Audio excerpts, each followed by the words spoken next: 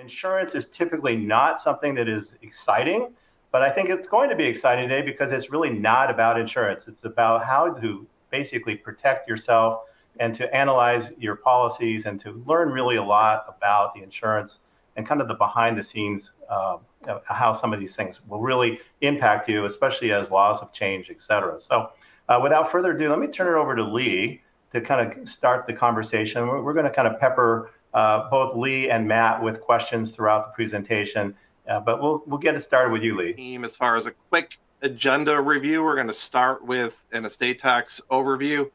We're going to then move into strategies for those who do not have either coverage or adequate coverage currently in place to handle the estate tax bill that is eventually coming. There will dovetail into those that have existing coverage with our premium optimization program, which is a tactical strategical management program that dives in and looks at existing programs, picks them apart, and then rebuilds them for the benefit of the family of significant wealth, the insured, to create more alpha for them and their heirs.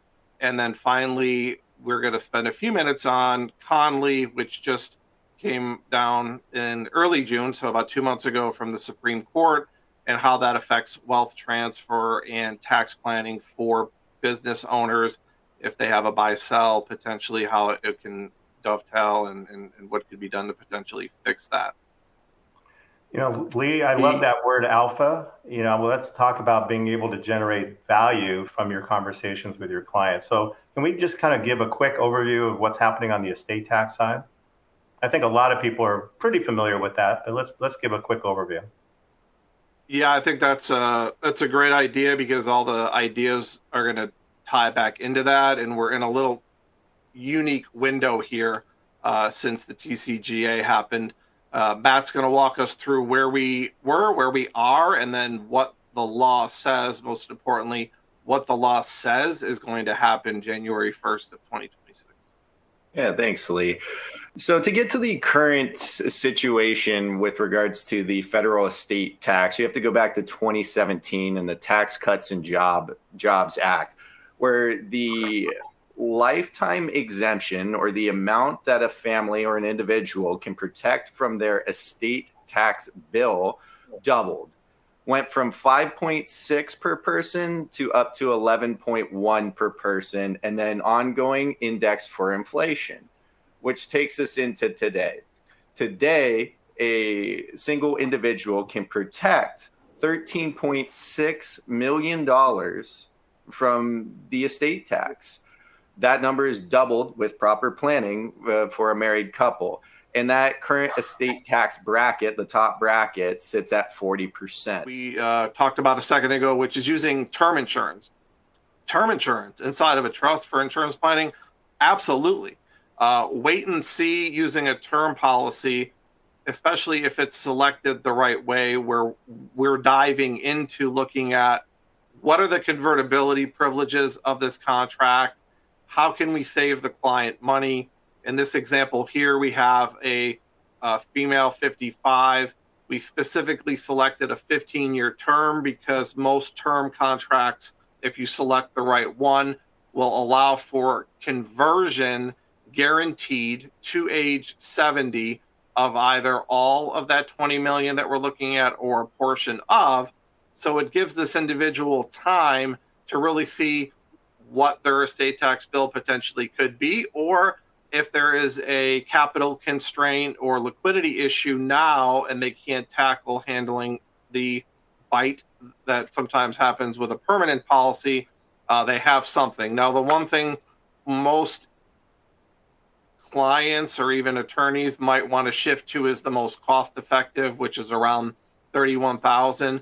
We're generally going to probably be somewhere in the middle of this grid because we're looking to pick the carriers that have long-standing history of having permanent insurance portfolio products that the clients can convert to later on, and making sure, even in some cases, there's a few unique concepts where we can put a term on a husband and a wife that certain carriers will allow them to then convert that to survivorship. But we have to read the language because that's hard to find, but there's at least 2 or 3 we can find that with. We're insurance carrier agnostic. Our client is usually the family office, the family that they're serving, the T&E attorney that's doing the planning. We're just trying to find the best solution for them. It doesn't really matter what carrier, as long as it's a highly rated carrier. We can apply that same wait and see concept to permanent survivorship coverage. Recently, carriers, specifically for that sunset clause and the TCJA that Matt had explained early on, have actually designed contracts where they will contractually guarantee a client the ability to take advantage of a survivorship policy now.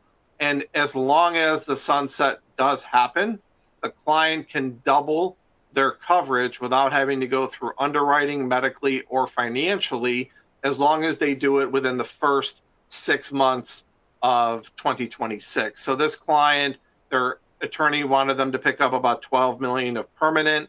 They said that they didn't want to. There was some liquidity and capital constraints currently, so they picked up $5 million now. We're going to revisit it in the first quarter of 2026, see if the sunset does happen. You know, the law says it will, but you never know. And if they decide to double up, currently the $5 million that they picked up now, they're gifting about $66,000 annually. And then if they decide to double up and add another 10, that'll be plus minus another $74,000 of gift, because they're going to be obviously a couple of years older at that time, but they could be diagnosed with cancer in a year from now and still be able to double up that coverage based on how this clause is written. So we're always looking for unique ways, not just let's get an insurance policy for a client. Does it even make sense? A lot of times insurance actually doesn't make sense, but when it does, these are the unique strategies and things that we're looking to apply in conjunction with working in a symbiotic relationship with the advisory team, the wealth advisor, and the team. Hey, Lee, just an example.